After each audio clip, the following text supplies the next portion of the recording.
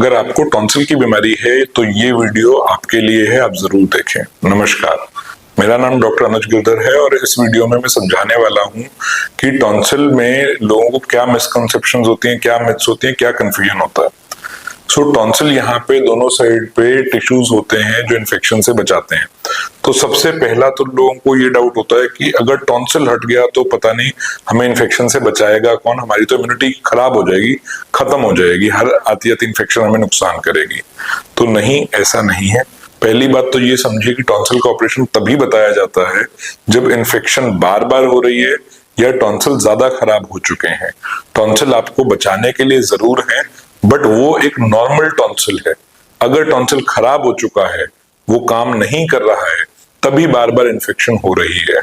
और दूसरी बात ये है, टॉन्सिल इकलौता आपके लिए गार्ड नहीं है। टॉन्सिल की तरह कई और लेवल्स ऑफ सिक्योरिटी हैं जिससे इन्फेक्शन को जाना पड़ता है।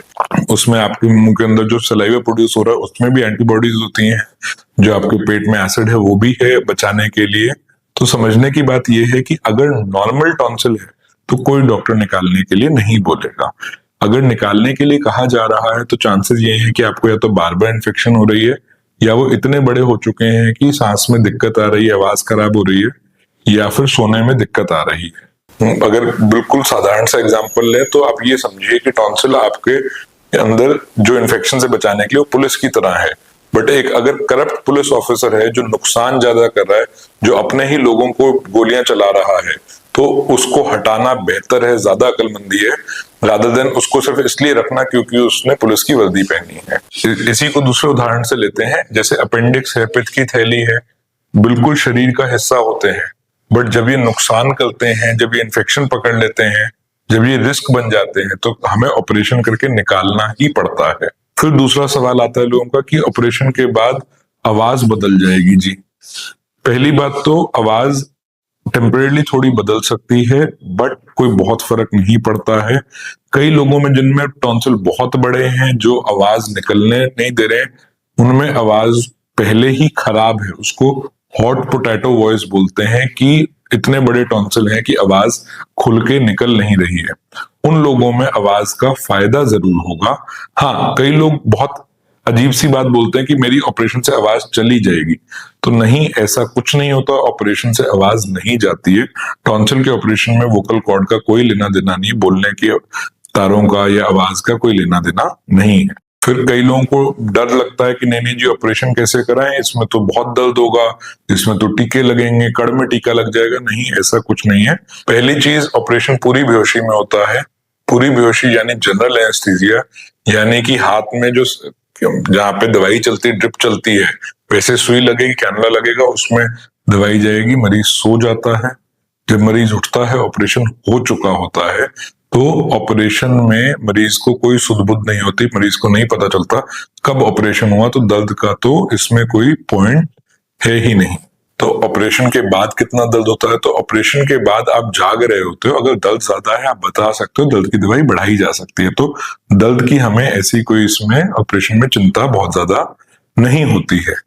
फिर आते हैं कि हीलिंग में कितना टाइम लगेगा। जी, तो जो लेटेस्ट टेक्निक्स आ गई है, कॉबलेटर वगैरह आ गया है, तो उसमें हीलिंग काफी फास्ट होती है। नॉर्मली 7 से 10 दिन में, अगर आप अच्छे से परहेज कर रहे हो, बात मान रहे हो डॉक्टर की, तो 7 से 10 दिन में घाव भर जाता है। फिर अगला डर बहुत ज्यादा लोगों को कि टॉन्सिल वापस ग्रो कर जाएंगे। तो ये बात समझिए कि अगर ऑपरेशन अच्छे से हुआ है, प्रॉपर ईएनटी डॉक्टर द्वारा हुआ है, तो टॉन्सिल अगर पूरे हट गए तो वापस नहीं बन सकते। अगर ये हाथ कट जाता है तो हाथ वापस नहीं ग्रो कर सकता ना। शरीर का एक हिस्सा है जो अगर हमने फिजिकली हटा दिया है तो वापस नहीं आ सकता।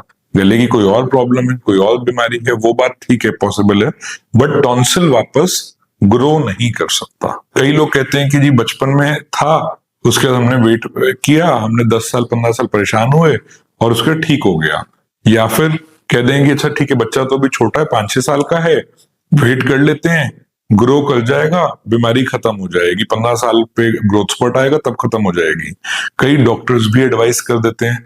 तो ये बात समझने की पहली बात तो ये है कि 15 साल का होने में बच्चे को 5-7 साल 8 साल जो भी टाइम है अभी, उतने टाइम के लिए एक तो उसको बार बार इन्फेक्शन से लड़ना पड़ेगा।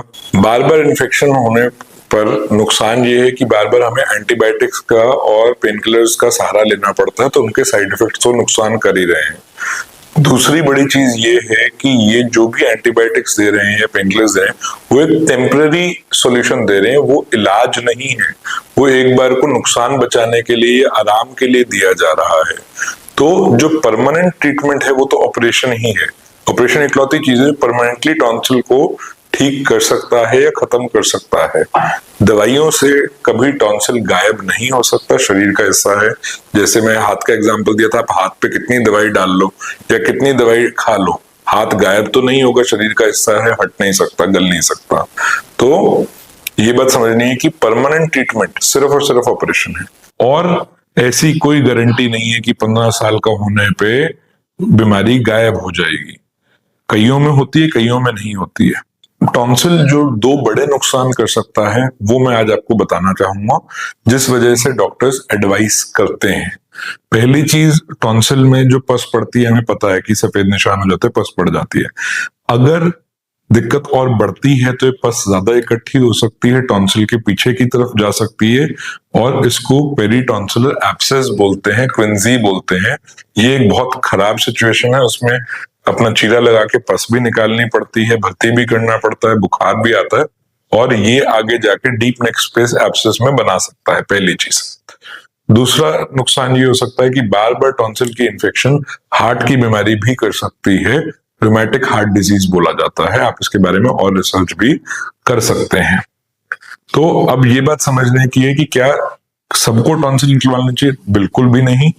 अगर हमें टॉन्सिल की बीमारी है, अगर बार बार दिक्कत हो रही है, अगर हमें साल में 3 बार 4 बार ज्यादा एंटीबायोटिक का कोर्स सिर्फ टॉन्सिल के लिए करना पड़ रहा है, तो लॉन्ग टर्म में ऑपरेशन आपका ज्यादा बेटर रिजल्ट देगा एज कंपेयर टू बार बार एंटीबायोटिक्स खाना। अगर फिर भी हमें कोई डाउट है या कोई और चीज लगती है, कोई और मिथ है, तो आप नीचे कमेंट में पूछ सकते हैं। अगर वीडियो पसंद आया तो लाइक, शेयर और सब्सक्राइब कीजिए। Thank you.